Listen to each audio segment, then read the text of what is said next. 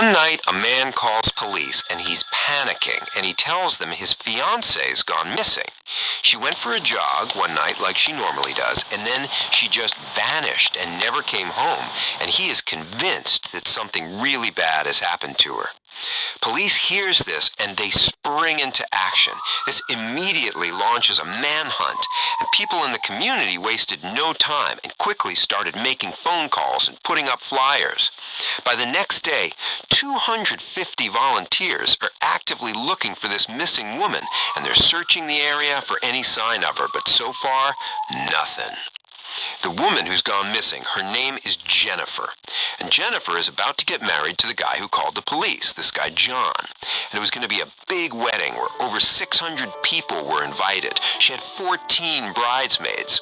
But unfortunately, a few days before the wedding, that's when she went jogging, and that's when she vanished.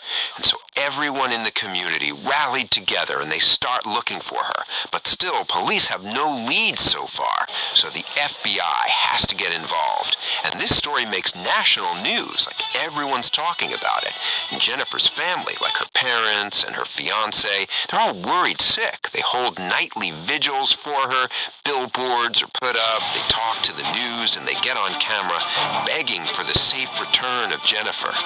Jennifer's family even offers $100,000 for any information that helps them find her. But still, they got nothing. No significant evidence, no meaningful leads. Jennifer is just gone. On the day of Jennifer and John's scheduled wedding at exactly 1:30 a.m., John gets a phone call, and OMG, to his surprise, it's Jennifer. And she's crying, and she's scared, and her voice was shaky, but she's alive. And strangely, she's calling from a payphone at a 7-Eleven on the other side of the country. How the hell did she get there? Okay, so here's what she says happened to her. So 3 nights ago, Jennifer is out jogging like she normally does, when suddenly, from nowhere, a blue van screeches up and 2 people jump out, a heavy white man and a big white woman, and they grab Jennifer and they throw her in the van and they speed away. And while she's in the back of that van, they tie her up with some rope and tapes, and then they take turns and they essay her. And then they drive all the way from Georgia to Albuquerque. And it was in Albuquerque they dropped her off in the parking lot of some random 7-Eleven. And that's when she sees a payphone and calls her fiancé and told him where she was so he could call the police to come pick her up. So Albuquerque police, they go and they pick her up from this 7-Eleven parking lot. Meanwhile, back home, her friends, family, and John, they're all overjoyed. I mean, she's found and she's alive and she's not seriously physically injured. But in Albuquerque, the FBI have some questions. So they go to the police station to talk to Jennifer because they need more information on this heavyweight man and this heavyweight woman who are apparently just running around kidnapping people. So they sat Jennifer down and they start asking her questions, and she describes the essaying and everything that happened in detail. But pretty quickly, the FBI realizes something in this story isn't adding up. The details keep changing, and she's fumbling, and she's not able to remember things that people would normally be able to remember. So they get suspicious, and in that interview, they start challenging some of her claims, and their questions get tougher and tougher. And these are questions that Jennifer just isn't ready for.